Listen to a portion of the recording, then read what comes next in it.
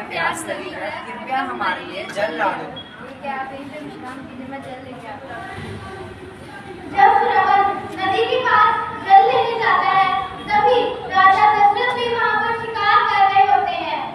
वह पानी की आवाज सुनकर तीर चला देते हैं, जो तीर श्रवण को जाकर लगता है। हे भाई, मुझसे गलती से यह तीर चल गया। बैठ नहीं हुई है, कृपया जल लेके मेरे माता पिता।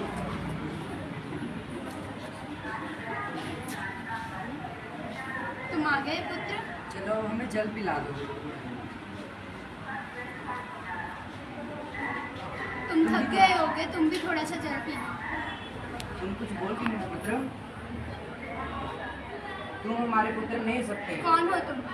मैं राजा दशरथ हूँ। शिकार करते हुए मुझसे गलती से तीर चल गया और उसकी मृत्यु हो गई। ये नहीं हो सकता। हमारा पुत्र हमें छोड़कर नहीं जा सकता।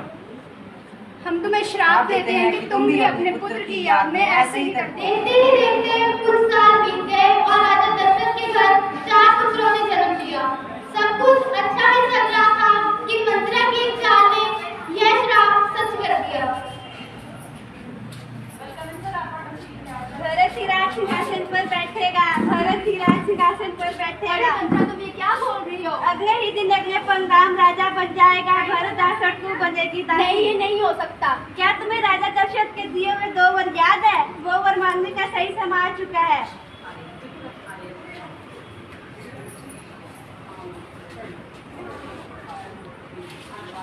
हे महारानी, तुम्हें क्या हुआ? या मुझसे कोई भूल हुई है या तुम्हें कुछ चाहिए? अरे स्वामी, तुम्हें मेरे दिए हुए 2 वर याद है? हाँ, मुझे याद है तुम्हारे 2 वर। तो सुनो फिर मेरे 2 वर। मेरा पहला वर, मेरा बेटा भरत ही राज सिंहासन पर बैठेगा। क्या भरत राज सिंहासन पर? जी, और दूसरा वर, राम को 14 वर्ष का वनवास। नहीं, ये नहीं हो सकता। ये 2 वर को पूरा करने के लिए श्री राम, लक्ष्मण और सीता जी 14 साल के वनवास के लिए चले जाते हैं। इसी तरह वनवास के 13 वर्ष पूरे हो जाते हैं और उसका अंतिम पड़ाव आ जाता है। ये पूरी दुनिया मुझ पर मरती है।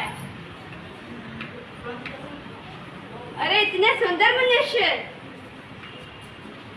आप इतने सुंदर हो, क्या आप मुझसे अपनी विवाह करोगे? नहीं, मेरा विवाह हो चुका है, अभी अच्छा नहीं। लक्ष्मण जी, आप इतने सुंदर, आप मुझसे अपना विवाह करोगे? तेरी इतनी हिम्मत। भैया भैया भैया, राम के तपस्वी भाई ने मेरी नाक काट दी है। क्या उस तपस्वी के भाई ने इतनी हिम्मत की कि मेरी बहन की नाक काट दी? हम उसका बदला अवश्य लेंगे। ठीक है बहन, तू रो मत। बदला लेने के लिए